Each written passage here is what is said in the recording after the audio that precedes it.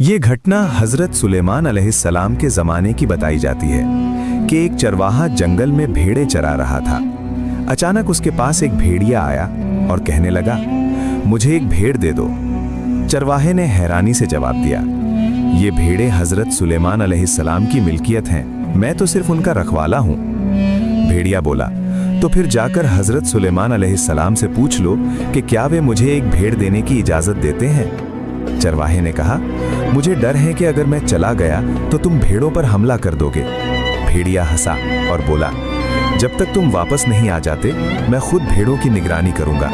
अल्लाह न करे कि मैं खयानत करूं, और अगर मैंने खयानत की तो मैं आखिरी उम्मत के उन खयानत करने वाले लोगों जैसा हो जाऊंगा।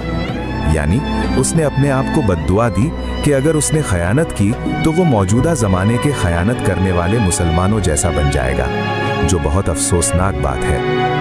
ये सुनकर चरवाहा हजरत सुलेमान अलैहिस्सलाम के पास रवाना हो गया। रास्ते में उसने 3 अजीबो-गरीब मंजर देखे। पहला मंजर, उसने देखा कि एक गाय अपनी ही बच्ची का दूध पी रही है।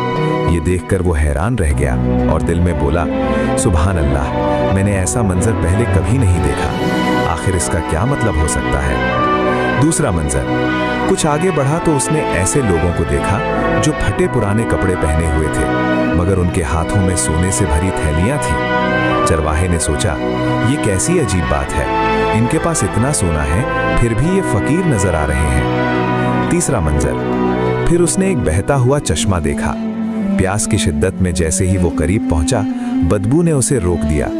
पानी से इतनी तेज बदबू आ रही थी कि वो पीछे हट गया और हैरान होकर बोला, ये कैसा पानी है, बहता हुआ है मगर इतना गंदा और बदबूदार। आखिरकार वो हजरत सुलेमान अलैहिस्सलाम के पास पहुंचा